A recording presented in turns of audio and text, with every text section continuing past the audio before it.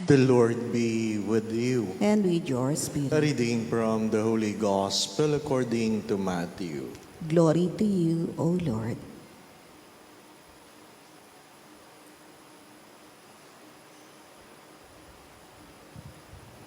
While Jesus was speaking to the crowds, his mother and his brothers appeared outside wishing to speak with him. Someone told him, "Your mother and your brothers are standing outside asking to speak with you." But he said in reply to the one who told him, "Who is my mother? Who are my brothers?" And stretching out his hand toward his disciples, he said, "Here are my mother and my brothers. For whoever does the will of my heavenly Father is my brother and sister and mother."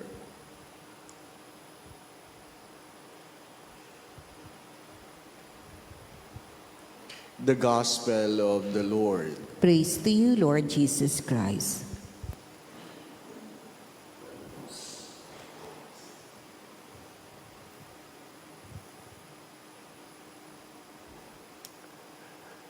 It is good that we are affiliated with something, with someone that can help us a better person today than yesterday. But please do not forget that to be saved, there must be a personal consent. As Saint Augustine have said this, God never asked you if you want to be born before you were created. He did not ask your consent, but you will never be saved without your consent. Hindi ka pipilitin ng Diyos na pumasok sa pinto ng langit. It is a personal choice. Hindi porke kamag-anak ka ni Jesus, makakapasok ka sa pinto ng langit. How can I enter the kingdom of heaven? We talk about this already. There are minimum requirements. At least you have your own personal prayer. Your prayer is a product of your relationship with God. Prayer is not just doing your novenas, going to Mass. Do not forget that prayer is not a self-centered monologue, but a God-centered dialogue. Second, you must continue to grow in your understanding about God. And what is that? You must always read the Scripture. Ignorance of Scripture is ignorance of Jesus Christ. Third, you must have your own personal spiritual readings. You need an inspiration about the life of people, how they live their life with regard to their love for God. Fourth, you must always receive the sacrament. You must always receive the sacrament. And fifth, do not forget this. All of these things must result to a corporal works of mercy. Kulang ang dasal, kulang ang aral, kulang ang sakramento, kung wala kang kaugnayan sa iyong kapwa. When you talk about corporal works of mercy, hindi naman mahirap tandaan yan. You feed the hungry, you give drink to the thirsty, you clothe the naked, you visit the sick, you visit those who are in prison, you welcome strangers, you bury the dead. Nasaan ako doon? Nasaan ako doon? Hindi yan tungkol sa pagandahan ng boses sa loob ng misa, hindi yan tungkol sa rituals and rites. Dapat walang dichotomy yung iyong buhay panalangin sa iyong pang-araw-araw na pagkatao. Pero paano mo yan magagawa? Huwag mong kakalimutan kung gaano kabuti ang Diyos sa iyo. Ano pa ang hahanapin mo? If you have been among the people of God who walk between the walls of water. If you have listened carefully to the first reading, you have walked in between the walls of water. I do not know if you can imagine it. Habang naglalakad ka, alam mong dagat yan, tuyo ang iyong tinatapakan, hindi mo maintindihan kung bakit ang tubig ay mayroong pader at hindi kayo nalulunod. And God allows you to walk in between the waters. And when after you walking, then suddenly it collapsed and killed all the Egyptians that pursued you. Ano pang hahanapin mo? Palaging nagsasalita ang Diyos sa lahat, sa lahat. At palagi ko ritong sinasabi, ang problema ay hindi lahat nakikinig. Palaging nagsasalita ang Diyos. Sa problema, sa kasayahan. Ang problema natin, mabilis tayong makalimot. Many times I have said this, that gratitude is not simply saying thank you. It is to keep in your mind and in your heart what God has done for you. Gratitude is the memory of the heart. Hindi ko yan lilimutin, Panginoon. That's why even in the responsorial psalm, the Israelites created the song of gratitude towards God. How about you? How about you? What are your personal favorite prayer? A prayer when you are happy, a prayer when you are sad. Ano na ang natutunan mo? Mga minamahal na mga kapatid, madaling magsimba, madaling maupo dyan.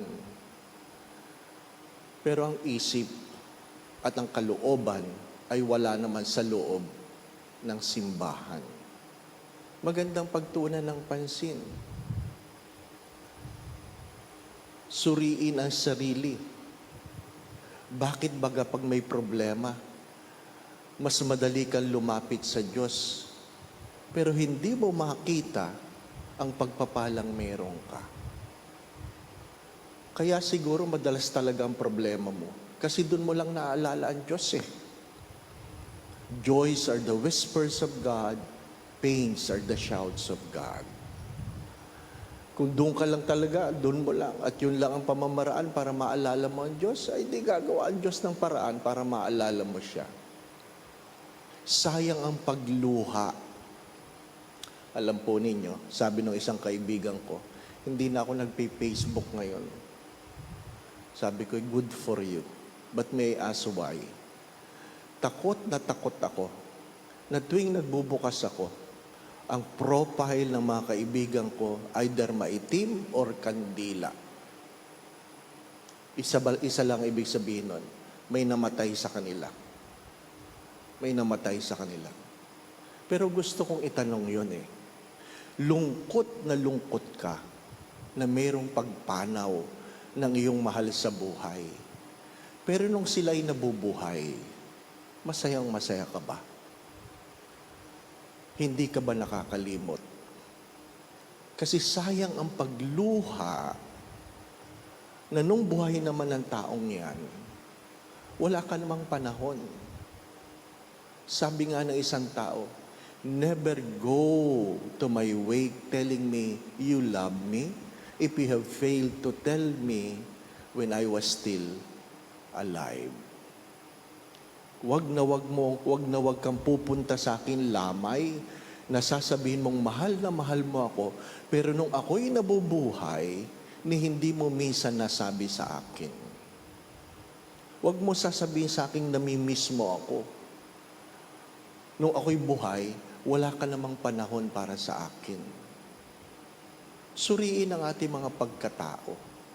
Hindi mo pwedeng paghiwalayin ang iyong pananampalataya sa Diyos at ang iyong pang-araw-araw na pamumuhay.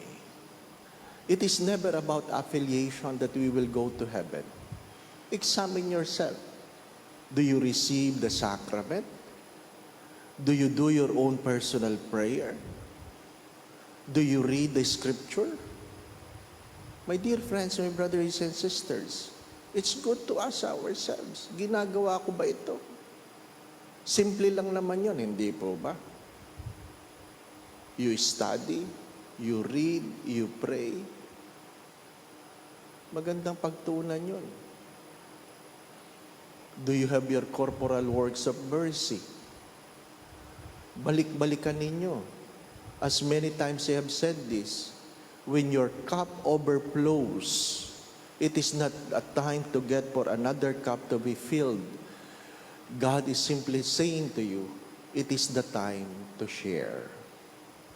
Mahirap yung Lord, kung meron lang sana akong extra, mag-share ako. Pero ngayon, meron ka ng extra, wala kang ginawa, kundi ipunin pa rin. When God raises your status in life, when you are blessed materially, it is not to indulge. God simply giving you the opportunity to share. Begin at home. Begin at home. Suriin. The first church is our home. The first church is our community. Mga minamahal, huwag mo sabihin, kilala ko ang Diyos. Ang tanong doon ay, kilala ba ako ng Diyos? Palagi kong halimbawa dyan. Ang kumpletong pangalan ni Rizal ay Jose Protasio Rizal Mercado E. Alonso Rio Londa. Hindi ko yan makalimutan kasi pinag-aralan ko yan eh.